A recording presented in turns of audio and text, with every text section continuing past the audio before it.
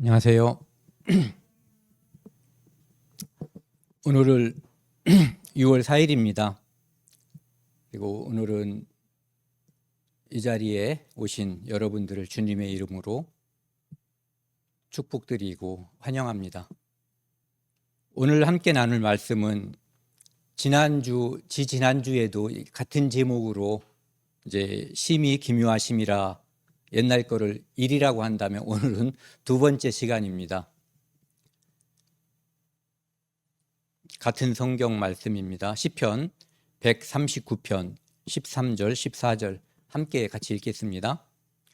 주께서 내 내장을 지으시며 나의 모태에서 나를 만드셨나이다.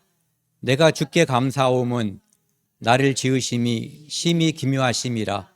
주께서 하시는 일이 기이하심을 내 영혼이 잘 아나이다. 함께 기도하시겠습니다. 천지 만물을 창조하시고 사람이 그 안에 잘 살 수 있도록 만드신 하나님 아버지께 감사드립니다. 또한 사람을 창조하시고 계절 따라 철 따라 사람에게 필요한 것들을 늘 공급해 주시는 아버지 하나님 감사드립니다. 오늘 주일을 맞아 하나님의 말씀을 함께 상고하고 교제하는 시간입니다. 이 시간 처음부터 끝까지 하나님의 영광만 나타날 수 있도록 인도하여 주옵소서. 이 모든 말씀 우리를 사랑하시는 예수 그리스도 이름으로 감사하며 기도하였습니다. 아멘. 지난번에 이 같은 제목으로 이제 말씀을 전해 드렸기 때문에 혹시 이제 착오가 아닌가 확인하는 일도 있었습니다. 지난번에는 이제 주로 하나님께서 우리를 창조하셨는데 이제 어떤 것을 바라봤냐 하면은 이런 입장에서요. 심히 기묘하심이라. 인간의 이 머리로 하나님께서 하신 일을 짐작하기 어렵고 봐도 무슨 뜻인지 알기 어렵다는 거예요. 그러니까 여러분들이 혹시 내장구이나 내장탕 이런 거 안 드시는 분 있으세요? 다 드시나 보네요. 한 명. 네. 그래도 보시긴 했죠. 네. 그 내장을 보시면은 이 내장에서 지난주에 우리가 이렇게 함께 나누었던 그런 일들이 이 안에서 벌어질까? 전혀 그럴 것 같지 않거든요. 그런데 하나님께서 살아있는 생명체 안에서는 그런 일들을 벌이는 거거든요. 누군가가 이 음식을 잘게 씹어 먹어서 소변과 대변으로다가 배설될 때까지 삼키고 나면은 아무것도 관여하지 않아요. 의보고 제발 좀 잘 이렇게 연동운동을 하고 거기서 염산도 붓고 소화효소도 붓고 해서 잘게 부수어서 다음 과정으로 넘겨지고 또 소장에서 영양분을 흡수하고 대장에서 수분을 흡수해서 설사하지 않게 해주고 마지막 단계에서 너무 딱딱해지면 변비가 되는 거잖아요. 그렇다고 수분 흡수가 잘 안 되면 설사하게 되는 거고, 그리고 직장의 관략근이 시도 때도 없이 아무 때나 벌어져 버리면 실례를 하게 되는 거예요. 그리고 그것이 또 힘을 줘도 잘 효과를 발휘하지 못하면 힘든 변비 증상이 나타나는 거죠. 그런데 그런 것들을 내가 관여하지 않고 나를 낳아주신 아버지도 엄마도 관여하지 않는 건 틀림없잖아요.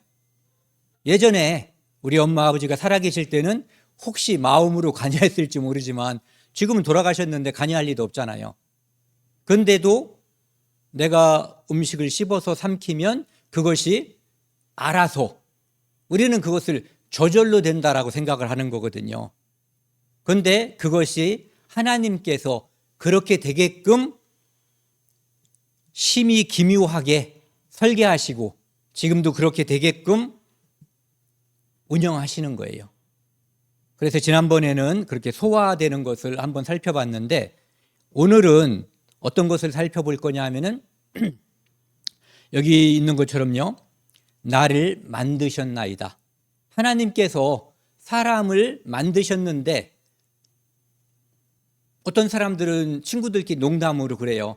아, 내가 뭐 우리 애를 하나 만들려고 생각한다고 계획한다 이렇게 얘기하거든요. 그런데 자기가 아무리 계획을 해도 실제적으로 아기가 탄생하는 게 아니에요. 어떤 누구도 자기가 자기 의지로 자식을 하나님께서 허락하지 않는데 만들 수는 없는 거예요. 그러니까 아기가 탄생하는 것은 하나님께서 옛날에 삼신 할머니께서 점지해 주신다고 하는 것처럼 하나님께서 주시는 것이지 인간의 의지로 아이를 만들고 낳고 하는 게 아니란 얘기죠. 그걸 오늘 한번 바라보겠습니다. 오늘 이렇게 제가 이걸 준비하면서 약간 걱정도 돼요. 특히 이제 어르신들 때문에. 왜냐하면은 근데 걱정하지 마시고요. 그냥 신기하구나. 거기 나오는 이름 같은 거 있잖아요. 이름 같은 거 신경 쓰실 필요 없어요. 하나님께서 이렇게 해주셨구나. 이런 것만 그냥 이렇게 들으시면 돼요. 그리고 듣고 나서 집에 가실 때 기억 안 나셔도 돼요. 신기하구나. 이것만 기억하시면 되는 거예요. 예. 지난번에도 그렇잖아요. 그거 다 기억하시는 분 여기 아무도 없을 거예요. 오늘도 그렇게 하시면 좋을 것 같아요.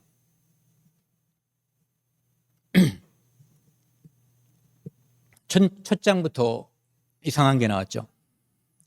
네, 여기 보시면은 엄마가 있고 아버지가 있거든요. 엄마는 이렇게 생겨 먹었어요. 이게 뭐라고 상관없어요. 뭐라고 읽어도. 그리고 아버지는 이렇게 생겼어요. 이것이 우리에게 주는 유전자라고 하는 게 이렇게 생겼어요. 성염색체라고 하는 건데, 그런데 이것이 이런 식으로다가 분리돼 가지고 자식을 낳으면은 이렇게 생긴 것은 엄마가 이렇게 생겼잖아요. 그렇죠? 아버지는 이렇게 생겼잖아요. 그래서 이렇게 생긴 걸 낳으면 딸이 태어난 거고 이렇게 생긴 걸 낳으면 아들이 태어난 거예요. 그러니까 딸은 두 개가 같아요. 이것만 아시면 돼요. 그리고 아들은 다른 것이 하나씩 붙어 있다라고 생각하시면 돼요. 요거는 딸, 요것은 아들. 하우마, 이렇게 배웠지? 모르겠어? 그럼 너는 어르신들은 그냥 스쳐 지나가면 되고 하우미는 오늘 잘 들으면 도움이 될지도 몰라. 이렇게 해서 엄마는 같은 거, 여자, 딸도 같은 거, 아버지는 다른 거, 아들도 다른 것. 이것이 이제 성염색체라고 하는 거예요. 여기 보시면은 이제 난자와 정자가, 난자라고 하는 것은 엄마 뱃속에 들어있는 알이에요. 그리고 정자라고 하는 것은 아버지 속에 들어있는 씨예요.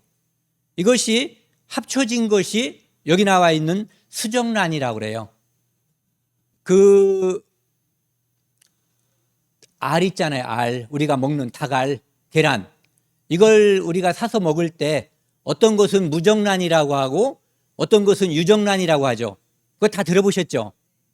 네. 무정란이라는 것은 순놈 없이 알만 낳은 거예요. 그러니까 그것은 품어도 병아리가 안 생기는 게 무정란이고, 유정란은 순놈 닭에 의해서 씨가 넘어간 거예요. 그래서 그것은 품으면 21일, 맞죠? 21일 후에 닭이 부화가 되는 그것이 유정란이에요. 이것은 무슨 뜻이냐면, 수정란이라는 것은 유정란처럼 알 속에 씨가 들어갔다는 얘기예요. 그러면 이것이 어떤 일이 벌어지냐면은 우리 눈에는 보이지 않는데 엄마 뱃속에서 이게 2개로 갈라지고 또 4개로, 8개로, 16개로 2배씩 계속 갈라지는 거예요. 그래서 나중에는 여기 보면은 상실배라는 게 있는데, 이게 왜 상실배라고 그러냐면, 오디 보신 분, 오디가 보면은 오디가 뽕나무라는 뜻의 상이에요. 열매라는 뜻의 실이거든요. 뽕나무 열매처럼 이렇게 겉에가 뽀글뽀글하다 이런 얘기예요. 그래서 이제 상실배라고 하는 게 있고 그 다음에는 포배라고 하는 게 있는데 이것은 가운데가 텅 빈 항아리 같은 그런 모양이라는 거. 축구공 생각하시면 돼요. 그런 모양이고 그 다음에 요 낭배라고 하는 것은 주머니 있잖아요. 자루 같은 거 그런 모양이다 이런 뜻이에요. 그걸 거쳐서 나중에 보면은 신경이 생겨요. 그리고 나서 여기서 한번 생각을 해보자고요. 여기에 쪼가리가 여기 많이 있잖아요. 그렇죠? 1번, 2번, 3번, 4번, 5번 이렇게 있다면은 요것이 심장이 될지 요것이 발가락이 될지 요것이 눈이 될지 우리는 몰라요. 그럼 이걸 누가 결정할까요? 뱃속에 있는 아기가 결정할까요? 엄마가? 아버지가 기도해서요? 아니에요. 하나님께서 결정하시는 거예요. 그래서 심히 기묘하심이라. 무엇이 어떻게 겉에서 볼 때는 속에서 만들어져서 나누어질 때는 똑같은 것 같았는데 나중에는 어떤 것은 내장이 되고 어떤 것은 발이 되고 어떤 건 발톱이 되고 다 각각 다른 것으로 분화되는 거예요. 이것을 하나님께서 하신다는 거죠. 그래서 좀 전에 말씀드렸던 이 포백이라고 하는 게 이런 거예요. 밖에가 이렇게 세포로다가 가득 이렇게 둘러싸고 있다 이런 얘기거든요. 이거 뭐 중요한 거 아니니까 그냥 지나가셔도 돼요. 지난주에는 효소라고 하는 것을 한 번 제가 말씀드렸어요. 혹시 그거 기억하시는 분은 없으셔도 돼요. 네. 이제 효소를 한 번이 아니라 효소는 여러 번 말씀드렸고 그 다음에 요 밑에 있는 호르몬은 인슐린이라고 하는 거 한 번 말씀드렸었는데 그래서 이 효소는 뭐냐면은 우리 몸에서 어떤 화학 반응을 촉매하는 거예요. 잘 되게끔 도와주는 거예요. 이것을 효소라고 하고 오늘은 주로 이제 이 호르몬이라고 하는 것을 바라볼 건데요. 이것은 이 우리 몸에서 샘이라는 게 샘 아시죠? 이렇게 물이 솟아나면은 두루백 가지고 물을 퍼서 먹는 거 샘이거든요. 그것처럼 물이 솟아나는 걸 샘이라고 그래요. 근데 우리 몸에는 그것처럼 많은 것들이 호르몬이나 이런 것들이 솟아나는 샘들이 있어요. 그래서 턱 밑에 있으면 턱밑샘이라고 하고 귀 밑에 있으면 귀밑샘이라고 하고 여러 가지 샘이 있거든요. 거기에 내분비샘에서 이 호르몬이 나오면은 하나님께서 만들어 놓은 장기가 있어요. 이 호르몬이 가서 작동하게끔. 그러면 그곳에 가서 작동하는 거예요. 그래서 기능을 조절하는 역할을 하는 것이 이 호르몬이거든요. 제가 전에 한번 그런 말씀을 드렸을 거예요. 아이가 태어날 때쯤 되면은 옥시토신이라고 하는 호르몬을 하나님께서 우리 몸에서 나오게 하는데 그것이 나오면은 자궁을 꽉 눌러주는 거예요. 진통을 오게 하고 그래서 아기가 밖으로 쭉 빠져나가게끔 하는 게 옥시토신이라고 하는 호르몬의 역할이거든요. 그것처럼 아이를 낳게 하는 역할을 하는 것이 옥시토신이라고 하는 호르몬인 것처럼 여기 나와 있는 호르몬들은 표적 장기에 가서 거기에서 하나님께서 하라고 한 그 역할을 하게끔 그 기능을 조절하는 역할을 하는 것, 그게 바로 호르몬이라고 그래요. 이것도 모르셔도 돼요. 그냥 나중에 하나님께서 적당한 곳에서 적당한 것을 내보내서 딱 맞는 역할을 하게끔 만드셨구나, 이런 것들을 아시면 돼요. 다만 이것도 효소도 호르몬도 내 의지와 관계없이 하나님께서 필요한 곳에 필요한 만큼 딱 맞게 나와서 제대로 역할을 하게끔 해주신 거예요. 아무도 사람 중에서 그 누구도 자기 몸에 나오는 효소나 호르몬을 조절하는 사람은 아무도 없어요. 하나님께서 조절하시는 거예요.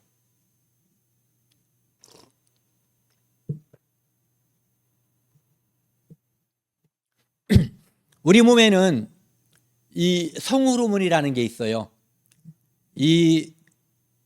이거 앞에 있는 것은 한 번은 그냥 읽을게요. 그래도요. 테스토스테론이라고 하는 건데 이것은 남자들 있잖아요. 남자들과 주로 관련이 돼요. 물론 여자들한테도 있는 거예요.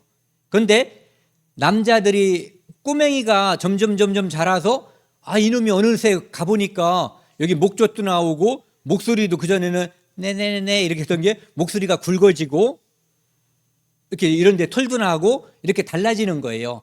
그걸 이제 남자답게 만드는 호르몬이에요. 그러니까 이것이 나오지 않으면 안 되는 거예요. 그러니까 남자들은 이것이 나와서 사춘기 때 되면은 남자가 소년이 남자다워지게 만드는 것이 이 호르몬이에요. 요거 이제 안 읽을게요. 이것은 그리고 남자의 몸에서 씨를 만드는 역할을 하게 하는 호르몬이 바로 요거예요. 요게 씨를 만들게 하는 거예요. 그 다음에 에스트로겐, 이것은 여자들이 그냥 소녀가 언제 보니까 얘가 가슴도 나오고 목소리도 부드러워지고 몸이 전체가 여성다워지는 거예요.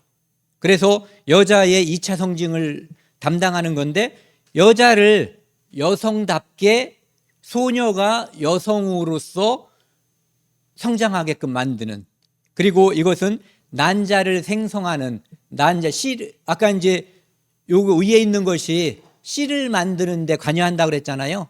요것은 알을 만드는 데 관여하는 거예요.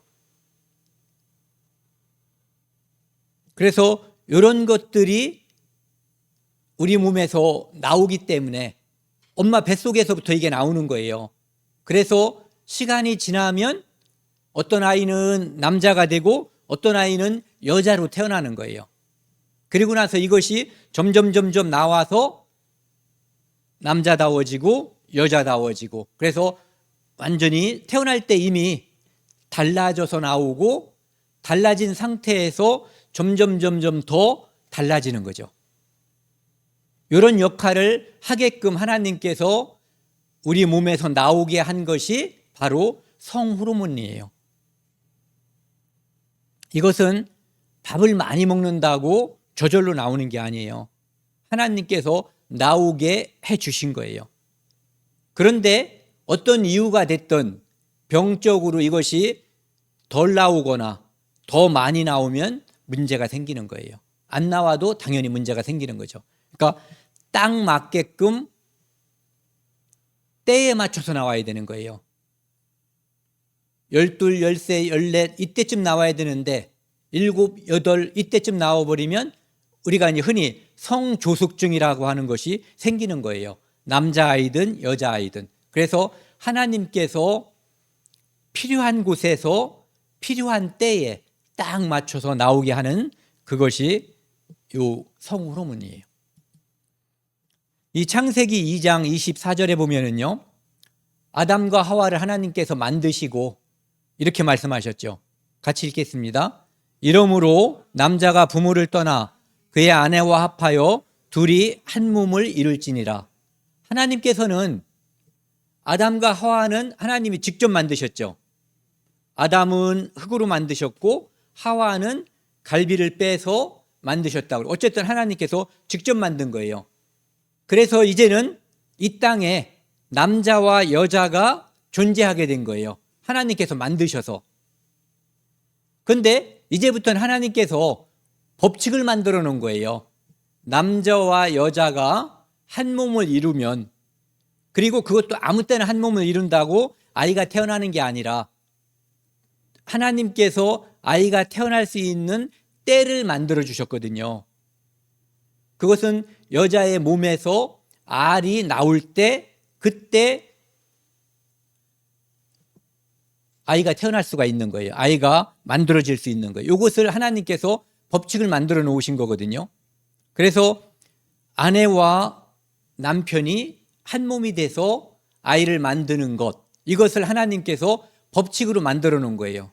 그래서 하나님께서는 처음에는 흙으로 빚으시고 두 번째 사람인 여자 하와는 갈비뼈를 가지고 만드셨지만 그 다음부터는 아담과 하와가 한 몸이 된 것처럼 그 후에 후손들이 남녀 부부가 한 몸이 돼서 이 땅에 자식들이 퍼져나가게 된 거예요. 저도 그렇게 해서 태어났고 제 아이들도 앞으로 이 땅에 태어나는 많은 사람들이 다 하나님께서 만든 이 법칙, 남자가 부모를 떠나 그의 아내와 합하여 둘이 한 몸을 이루는 방식을 통해서 아이들이 이 땅에 태어나고 하나님은 생육하고 번성하라고 말씀하신 거죠. 이 법칙을 하나님이 정하신 거예요. 그래서 이 땅에 이런 법칙에 의해서 점점 이제 사람이 지금도 늘어나고 있는 거죠. 이렇게 남녀의 결합에 의해서 이제 아이가 태어나는 거죠. 여기 보시면은 여기 커다란 공처럼 보이는 거 있죠. 예. 요게 여자 몸에서 나온 난자라고 하는 건데 알이라고 생각하시면 돼요. 알. 요게 알이고 요것이 남자의 몸에서 나온 씨예요. 정자라고 하는 씨. 요것은 알이고 요건 씨예요. 이것이 요거에 비해서 엄청나게 크죠. 이 비교가 안 되게 엄청나게 큰 거예요. 그리고 요것은 우리 사람의 몸에는 뭐 100조개에서 200조개 정도의 세포가 있다고 하거든요. 그 모든 세포 중에서 가장 큰 세포가 어떤 거냐 하면은 요 알세포예요. 난자라고 하는 알세포. 요것이 가장 큰 세포예요. 그래서 하나님께서 만드신 법칙은 요 씨가 알 속에 들어가서 수정이 되면 이것이 아이가 태어나게끔 돼 있는 거예요. 그래서 이 지구상에 있는 생명체 중에서 가장 큰 알이 어떤 알인지 아시죠? 타조알.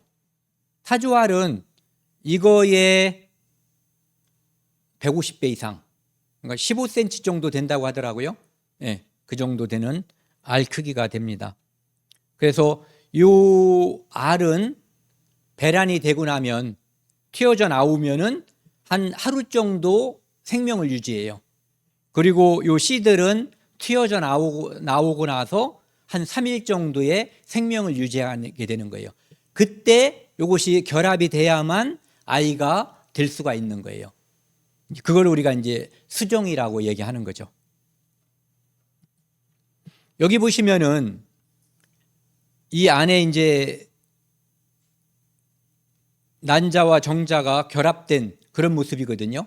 그러니까 요 밖에 보면은 한 개의 층이 있어요.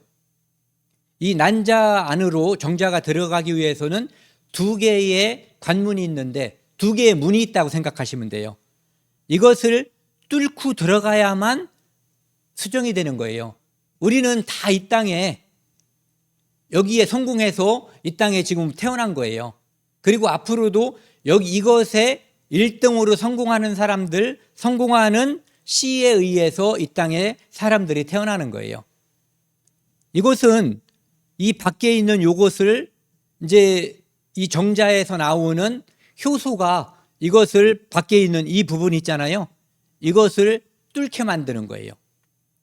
그러니까 이 안에 딱 맞는 그 효소가 있어요.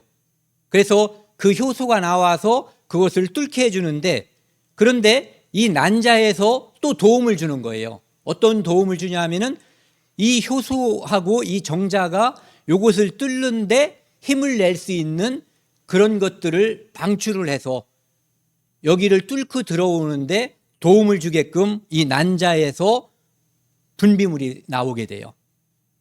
그리고 그 다음 과정이 어떤 거냐면은 그 안에 보면 아까 두 개의 관문이 있다고 그랬잖아요. 이것이 밖에 있는 거예요.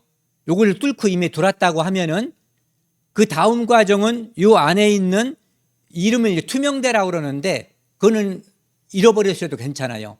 뭐냐면은 또 하나의 어떤 막이 있다라고 생각하면 돼요.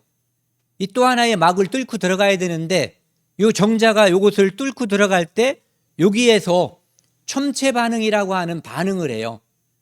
요 끝에서 효소가 나와가지고 요거를 뚫는 거예요.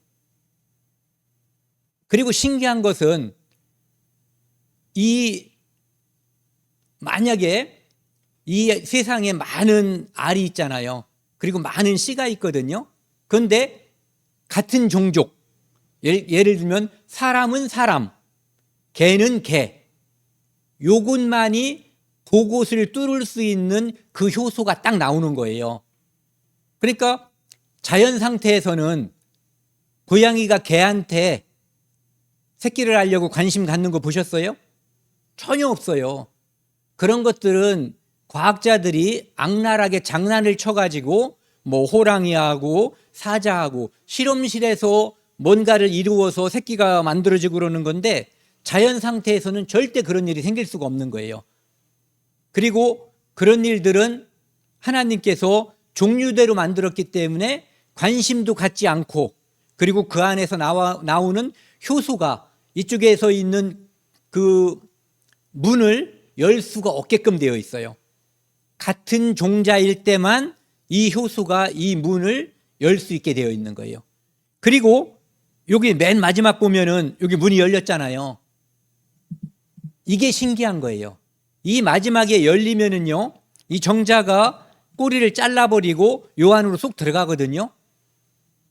쏙 들어가면은 무슨 일이 벌어지냐 하면은요, 이 난자에서 더 이상 다른 놈들이 들어올 수 없게끔 이거를 갖다 다 막아버려요.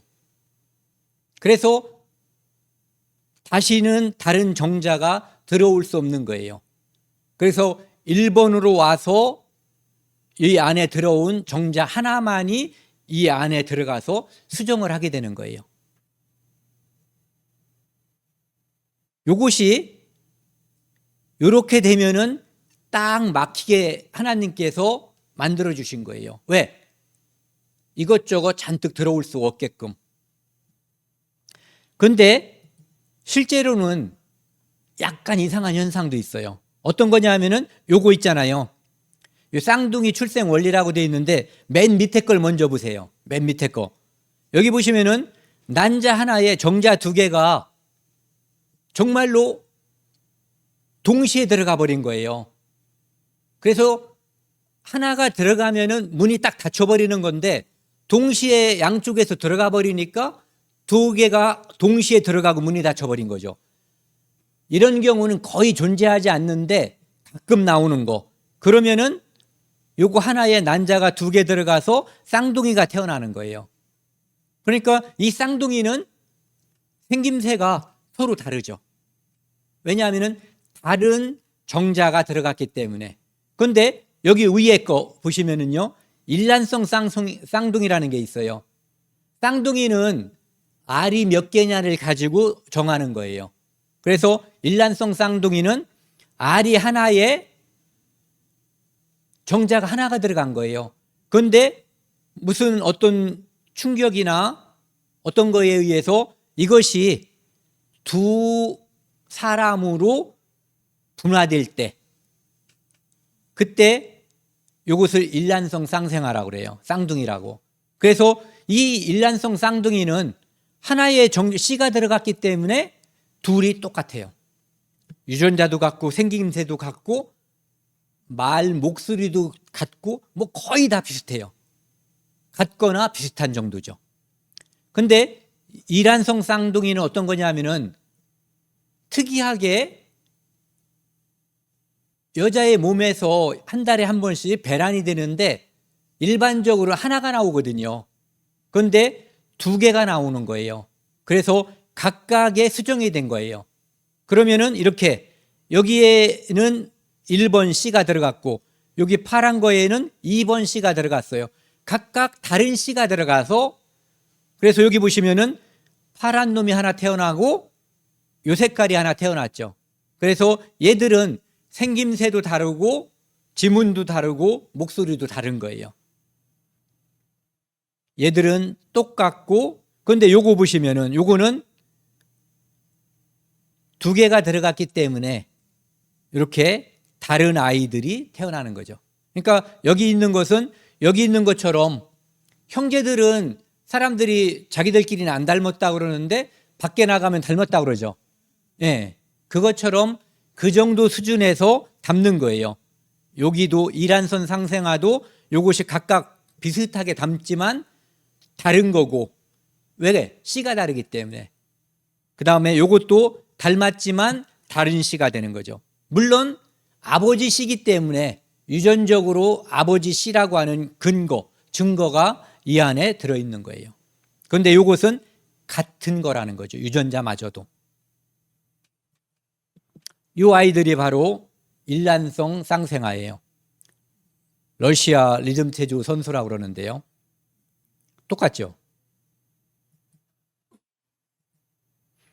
여기 보시면은요, 이렇게 알 속에 씨가 들어가면은 각각 다른 것이 이렇게 알 하나에 요 핵이라고 그러는데 이게 있는 거예요. 이렇게 된 다음에 이것이 하나로 뭉쳐지고 아까 말씀드린 것처럼 이것이 2개로 나뉘고 4개, 8개, 16개 이런 식으로 쭉 나누어지거든요. 그래서 이렇게 생겼을 때 아까 상실배 무슨 뜻이냐면은 뽕나무 열매 오디처럼 생겼다 해서 상실배가 되는 거예요. 이때쯤 되면은 이것이 쭉 이동하게 돼요. 어떻게 이동하냐면은 여기 보시면은 여기요. 여기가 난소예요.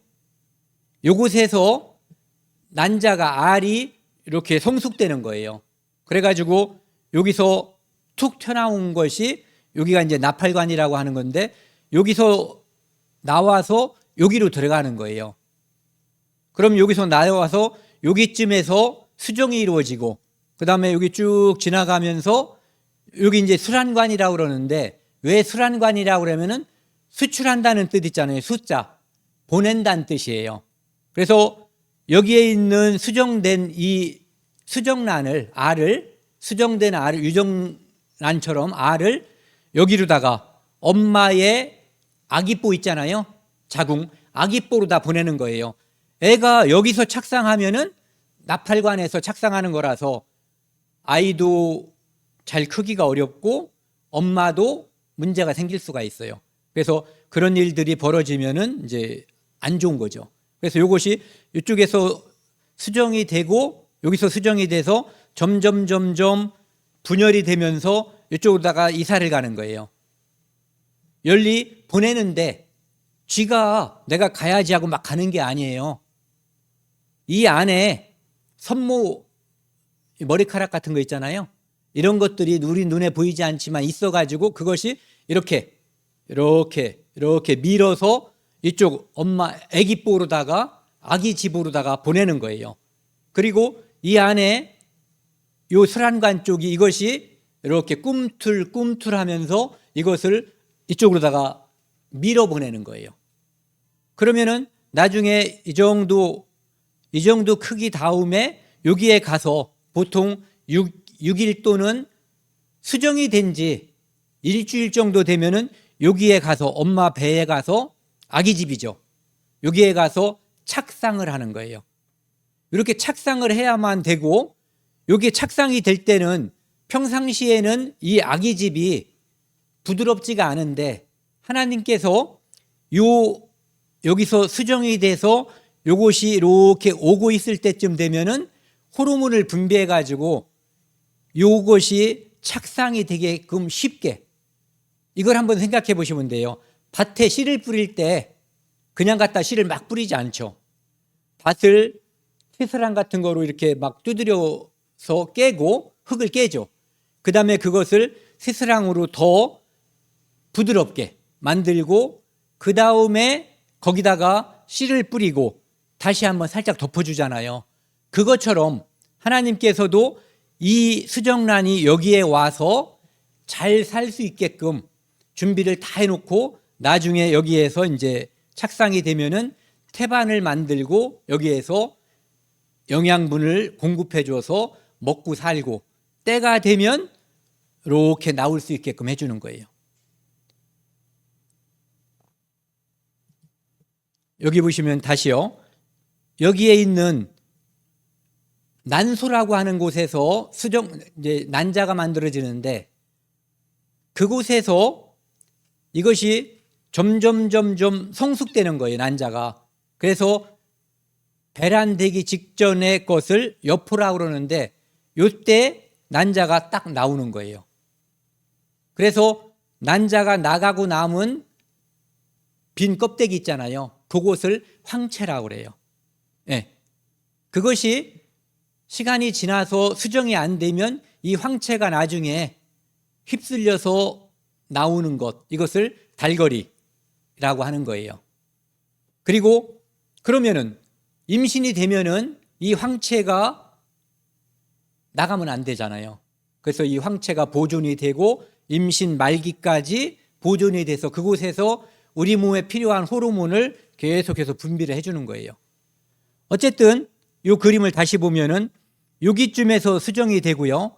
쭉 가서 하루, 이틀, 4일, 5일, 6, 7일 정도 되면은 여기에 와서 착상이 되는 거예요.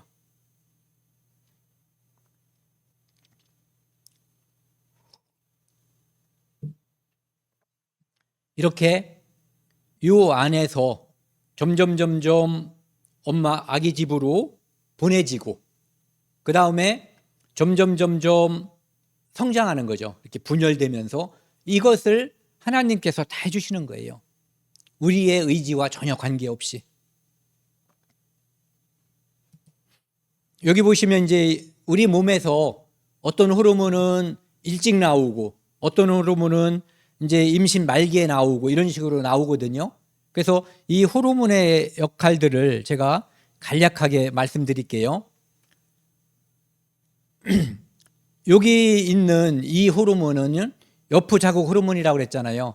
아까 제가 말씀드린 여기에서 요것이 자극이 돼서 여푸가 형성되고 그 다음에 요것이 배란이 되고 나면 황체가 된다고 그랬잖아요.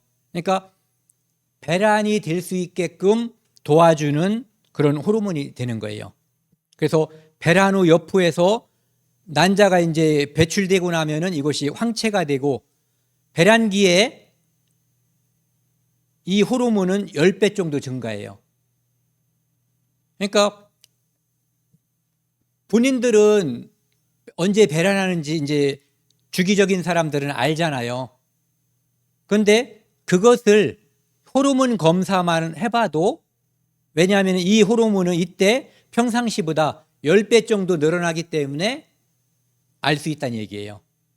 그러니까 하나님께서 이 배란을 촉진하기 위해서 넣어주신 호르몬이 바로 이 호르몬이에요.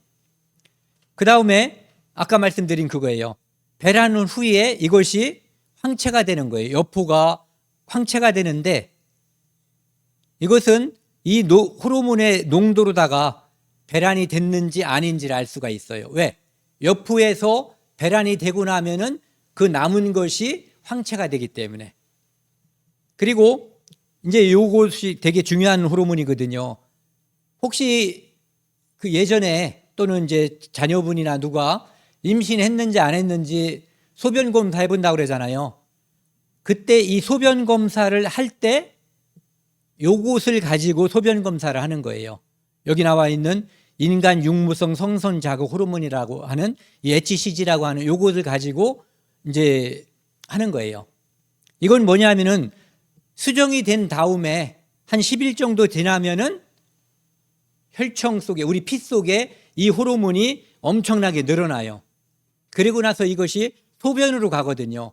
그래서 소변 받아서 그 키트에다가 이렇게 넣어보면은 임신이 됐는지 안 됐는지를 알 수 있는 거예요. 그러니까 이 호르몬이 나와 많이 있으면 임신이 됐다고 하는 거고 이것이 없으면 임신이 안 된 거예요. 그것을 알 수 있게 하는 거고 그 다음에 임신하신 분들이 대부분 이제 입덧을 하고 그러는데 그 입덧을 하게 하는 호르몬이 바로 이거예요. 이 입덧과 관련된 호르몬이라는 거죠. 그 다음에 이 이제 프로게스테론이라고 하는 것이 있는데 이것은 자궁을 튼튼하게 해주는 거예요. 그러니까 아기집을 튼튼하게 해주는 거죠. 이것이 튼튼하지 않으면 아기가 유산이 될 수가 있는 거예요. 그래서 튼튼하게 해주고 그 다음에 아이가 태어나면 젖을 먹어야 되잖아요. 그러니까 가슴을 이제 확대시켜주고 젖을 먹을 수 있게끔 서서히 하나님께서 준비하는 거예요. 전에도 말씀드렸지만은 엄마들은 뭘 준비해요? 베네 쪼고리, 포대기, 뭐 이런 거 준비하죠. 그런데 하나님은 아이가 태어나면 먹을 젖을 준비하는 거예요. 어떻게?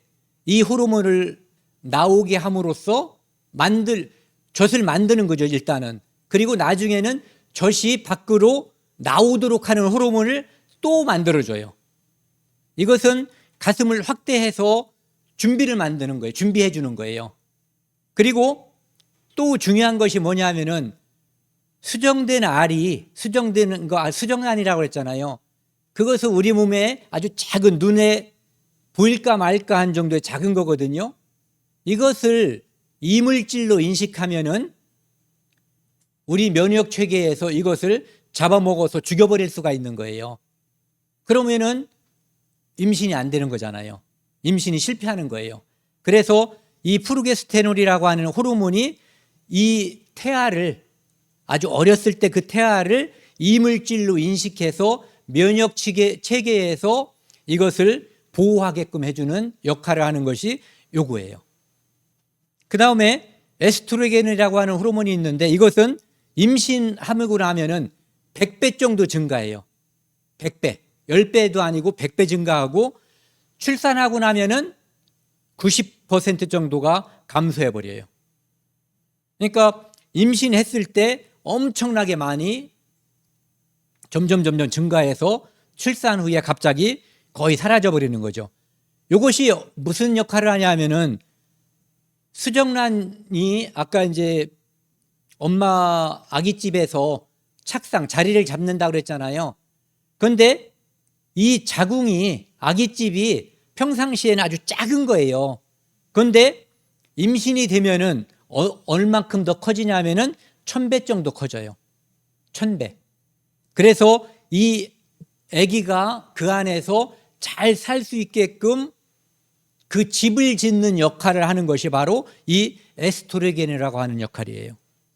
그러니까 하나님께서 정자와 난자가 나오게 해주시고 그 다음에 이것이 수정이 되게 하고 수정이 된 것이 착상이 되게 하고 착상이 된 것이 잘 자라게 하고 보호해 주는 거잖아요.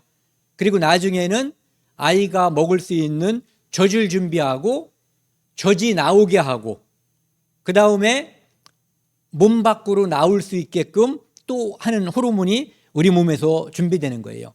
그래서 이 두 가지 호르몬은 임신하면은 둘 다 증가를 해요. 계속해서 출산하기 전까지. 그 다음에 이것이 하는 역할 중에 중요한 것이 엄마 아기집을 부드럽게 해가지고 착상도 잘 되게 하고 그 안에서 잘 자라게, 아까 밭을 일구고 씨를 뿌리는 역할을 말씀드렸잖아요. 그런 역할을 하는 호르몬이 이 두 호르몬이에요. 이것을 하나님께서 적당한 때에 적당한 곳에 알맞은 양을 보내주시는 거예요. 그리고 옥시토신이라는 게 있어요. 아까 말씀드렸죠. 이것은 이제 자궁이 수축이 돼가지고 아기를 밖으로 내보내는 거예요. 그래서 진통이 왔단 말을 하죠. 진통. 진통이라고 하는 것은 이 자궁이 자주 계속해서 수축하는 거예요. 그래서 그것 때문에 통증이 오는 거거든요. 그래서 진통을 유발하는 것이 이 옥시토신이고 분만할 때 이것이 최고주에 달해요. 이것이 아무 때나 자궁을 누르면 무슨 일이 벌어지겠어요? 아기가 잘못될 수가 있는 거예요. 그래서 그것을 못하게끔 하는 것이 요 밑에 있는 릴렉신이라고 하는 호르몬이에요. 때가 될 때까지는 자궁이 수축되지 않게끔 하는 거예요.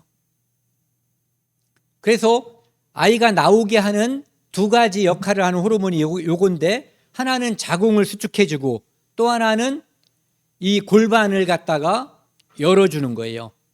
그래서 임신을 하면은 골반이 평상시보다 커지죠. 그래서 골반이 부드러워지게 하는 거예요.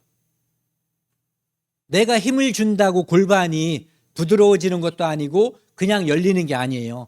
이것이 호르몬에 의해서 여기 보시면은 골반인대 즉 엉덩이가 커질 수 있게끔 이것을 하나님께서 보내주시는 거예요. 그것으로 통해서 자궁이 이렇게 경부가 열리는 거죠. 그리고 아까 말씀드린 것처럼 임신 중에 아무 때나 수축이 되면은 안 되니까 마지막에 이제 출산할 때만 요 옥시토신이 작용할 수 있게끔 평상시에는 이것이 나오지 못하게끔 해주는 것이 바로 이 릴렉신이라고 하는 거예요. 그리고 좀 전에 요거 말씀드렸잖아요. 요 프로게스테론이 가슴을 커지게 해준다 그랬잖아요. 가슴만 커지면 끝나는 게 아니잖아요. 어떤 일이 또 벌어져야 되냐면은 젖을 분비를 촉진해 주는 거예요. 그러니까 프로게스테론을 통해서 젖이 만들어졌는데 이것이 아이가 먹을 수 있게끔 밖으로 나올 수 있게끔 해주는 것이 바로 이 호르몬이에요. 그래서 하나님께서는 처음부터 끝까지 알맞은 시간에 알맞은 장소에서 알맞은 호르몬을 분비해 가지고 우리가 정상적으로 수정이 이루어지고 또 착상이 이루어지고 그 안에서 잘 자라서 일찍 나와도 안 되고 늦게 나와도 안 되는 거예요. 그 때가 되면 그 때가 된 걸 어떻게 할까요? 바로 그 때를 맞춰서 하나님께서 이 호르몬을 분비시켜 주는 거예요. 그래서 우리가 흔히 말하는 10달이 되면은 아이가 진통을 통해서 세상 밖으로 나오게 되는 거죠. 이 모든 과정을 하나님께서 설계하신 거예요. 계획하신 거죠. 그리고 이것이 모든 사람에게 있어서 이루어지게끔 지금도 섭리하시는 거예요. 이것을 통해서 우리가 이 땅에 태어났고 우리 자식들도 이런 과정을 통해서 태어나는 거고 그 아이들도 또 이 하나님의 계획과 섭리에 의해서 이 땅에 태어나는 거예요. 이 모든 것들을 하나님께서 준비해 주신 거예요. 딱 알맞게. 이것을 하나님께서 만드셨고 지금도 조절하고 계시다 이런 얘기죠. 하나님께서는 제가 어젠가요? 그저께인가? 소가 새끼 낳는 거 본 게 언제죠? 그저께인가? 네. 이렇게 시골에서 이제 소를 여러 마리 키우는 집에서 소가 새끼 낳는 걸 봤거든요. 거기는 이제 약간 문제가 있는 데 있어요. 난산. 그런데 일반적으로 야생동물 같은 경우는 수의사가 도와주지도 않고 어떤 사람의 도움 없이 새끼를 쑥쑥 낳고 그리고 태어나면 조금 있다가 5분도 안 돼서 일어나 가지고 막 엄마를 막 쳐받아서 젖을 먹고 같이 따라다니고 그러거든요. 그렇게 짐승들은 어려움 없이 새끼를 낳고 그 다음에 새끼가 금방 일어나서 따라다녀요. 사람처럼 이렇게 손이 가고 성가시게 하는 그런 존재가 우리가 눈에 볼 때는 거의 없는 것 같아요. 그런데 이 창세기 3장에 보면은 하나님께서 하와와 아담이 선악과를 먹음으로 인해서 하와에게 벌을 주시는데 어떤 벌을 주시냐면 같이 읽겠습니다. 창세기 3장 16절입니다. 또 여자에게 이르시되 내가 내게 임신한 고통을 크게 더하리니 내가 수고하고 자식을 낳을 것이며 너는 남편을 원하고 남편은 너를 다스릴 것이리나 하시고 여기 보시면은 좀 전에 말씀드린 것처럼 다른 동물들은 새끼를 낳고 새끼를 기르는데 특히 낳는데 거의 어려움이 없어 보여요. 그것도 한 마리 말고 여러 마리도 쑥쑥 낳거든요. 그것 때문에 어미가 기진맥진해졌다든지 그런 게 없어요. 금방 같이 돌아다니거든요. 그런데 사람만 입덧 하느라고 굉장히 힘든 사람들도 있고요. 그 다음에 애 낳을 때쯤 되면은 뭐 막 저주를 하고 욕을 하고 이런 사람들도 있다고 그래요. 너무 고통스럽고 힘들기 때문에. 그런데 그것이 하와가 선악과를 먹었기 때문에 하나님께서 주신 형벌 중에 하나예요. 내가 하나님께서 내게, 하와에게, 그리고 하와의 후손인 모든 이제 여자들에게 주신 거예요. 임신하는 고통을 크게 더하리니. 그래서 사람만 이 임신하고 출산하는 데 있어서 힘들고 고통스러운 그런 존재가 된 거예요. 그래서 내가 수고하고 자식을 낳을 것이며, 그래서 자식을 더 사랑하는지는 몰라요. 짐승들보다. 짐승들도 자식을 엄청 사랑하잖아요. 그런데 사람만큼 사랑하는 것 같지는 않죠. 그래서 오늘은 이제 하나님께서 사람을 창조하시고 처음 만든 사람에게 내가 부모를 떠나 한 몸을 이루라고 그랬거든요. 그래서 한 몸을 이룬 것을 통해서 생육하고 번성함으로 이 땅의 사람들이 번성하게 됐죠. 그런데 이 땅에 사람들이 죄가 꽉 차 있을 때 하나님께서 홍수를 통해서 이 땅을 심판하셨어요. 그래서 지금 살고 있는 이 땅의 모든 사람들은 아담의 후손 중에서 노아의 후손에 속하고 있는 거죠. 그 당시에 홍수가 있을 때는 아담의 후손 중에서 많은 종족들이 이 땅에 살았던 거예요. 그런데 오직 아담의 후손만, 아니, 제가 좀 전에 뭐라고 했어요? 아담의 후손이라고 했어요? 네. 아담의 후손 중에서 노아의 후손만 방주에 탔고, 그래서 살아남은 노아의 후손, 그러니까 셈, 함, 야벳의 후손 중에 우리가 포함되어 있는 거죠. 우리는 아마도 셈의 후손일 거예요. 어쨌든 이 땅에 지금 살고 있는 아프리카에 살든 뭐 유럽이나 저쪽에 아메리카 대륙에 살든 아시아에 살든 관계없이 다 노아의 후손이라는 거죠. 그리고 그 모든 후손은 하나님께서 정하신 법칙, 남편과 아내를 통해서 한 몸을 이루어서 우리가 오늘 살펴본 것처럼 그러한 역할, 과정 이런 것을 통해서 이 땅에 태어나고 살고 또 자식을 낳고 또 그 자식들이 또 다른 자식을 낳고 하는 이 모든 과정들을 통해서 하나님께서 사람을 퍼뜨렸고, 그리고 좀 전에 우리가 읽었던 것처럼 이렇게 임신하는 고통을 주고 수고하고 자식을 낳는 이것은 하나님께 사람이 죄를 졌기 때문이거든요. 그래서 사람들은 이 땅에 살면서 몇 년 살지 몰라요. 그리고 몇 년 사는 것이 행복한 건지도 몰라요. 하지만 중요한 것은 살아있는 동안에 딱 하나, 이것을 해결해야 되는 거예요. 뭘 해결해야 되냐면은 죄 문제를 해결해야 되는 거예요.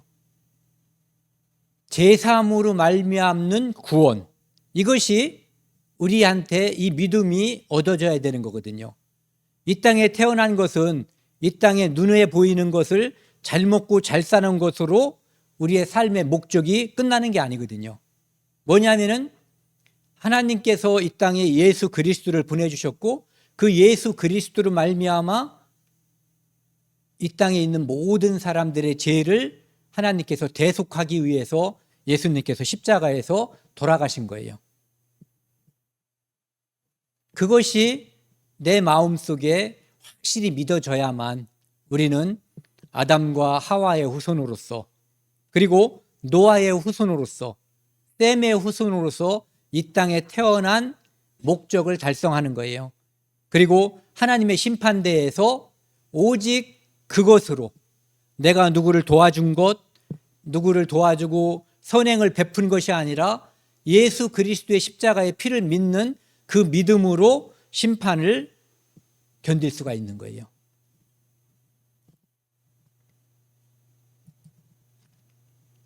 마태복음 6장 31절, 32절입니다. 오늘 우리가 지금까지 쭉 살펴본 내용과 뜬금없어 보이시죠? 굉장히 관련이 많은 거예요. 하나님께서 다 주관하시는 거예요. 우리가 이 땅에 태어난 것도, 우리가 태어날 이 땅을 만드신 분도 하나님이시고, 이 땅이 돌아가게 하신 분도 하나님이셔요. 그리고 우리가 태어나서 이 땅에서 오늘까지 살아오는 동안 내 입으로 들어간 모든 음식도 만드신 분이 하나님이셔요. 그것을 주신 분이 하나님이셔요. 사람들은 가끔 착각하죠. 내가 아침부터 열심히 일하고 밤늦게까지 땀 흘려서 일해서 내가 그것을 먹었다고 생각하고 내 노력으로 살았다고 하지만 그 모든 노력이 10배, 100배를 해도 하나님의 은혜가 아니면 우리는 그 음식을 우리가 먹을 수도 없고, 또 음식을 먹었다고 해도 이 안에서 하나님께서 지지난주에 말씀드린 것처럼요, 소화효소가 나오고 이런 일들이 정상적으로 하나님께서 운영해 주지 않으면 우리는 살 수가 없는 존재예요. 그러니까 태어나는 것과 음식을 먹는 것, 오늘 하루를 사는 것, 지금 살아있는 것, 이 모든 것이 하나님의 은혜예요. 하나님께서 만드셨고 주신 거예요. 그분이 만드셨기 때문에 책임지는 거예요.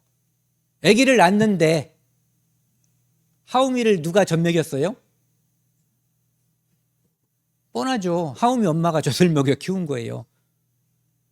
내가 낳은 자식을 내가 사랑하고 키우고 내가 줄 수 있는 모든 것을 주고 싶은 것이 엄마 마음이에요.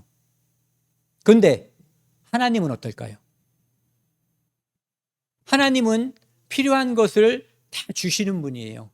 그리고 영원한 천국, 사람이 감히 상상할 수 없는 영원한 천국을 만드시고 그곳으로 우리를 부르시고 인도하시는 분이 하나님이세요.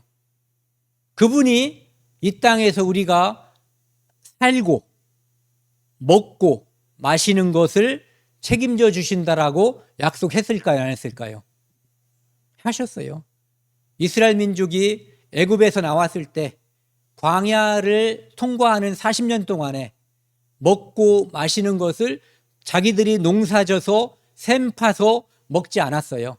하나님께서 100% 주신 거예요. 우리도 그렇게 주신다라고 약속했고, 그리고 오늘까지 우리가 먹고 산 것이 그 증거예요. 그리고 앞으로의 삶도 그분이 책임져 주시겠다고 말씀하신 것이 그 약속이에요. 같이 한번 읽겠습니다. 31절부터요. 그러므로 염려하여 이르기를 무엇을 먹을까 무엇을 마실까 무엇을 입을까 하지 말라. 이는 다 이방인들이 구하는 것이라. 너희 하늘 아버지께서 이 모든 것이 너희에게 있어야 할 줄을 아시느니라.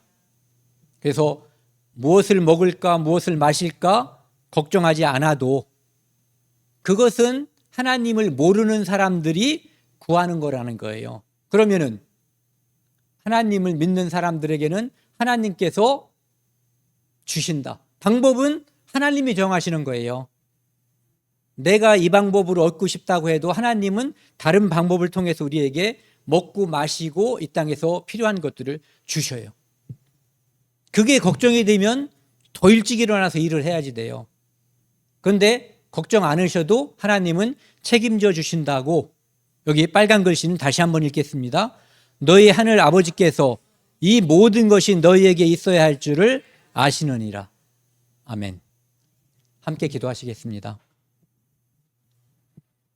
하나님 아버지 감사합니다.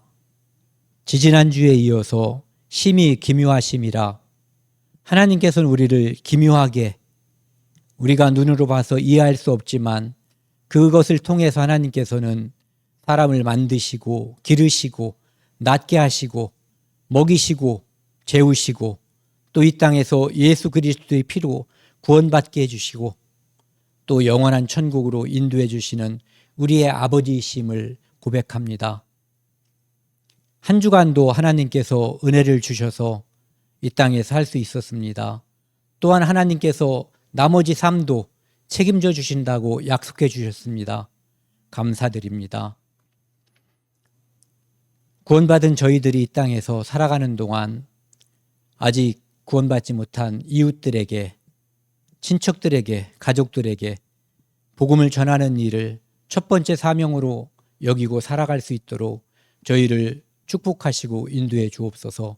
이 모든 말씀 우리를 사랑하시는 예수 그리스도 이름으로 감사하며 기도드렸습니다. 아멘.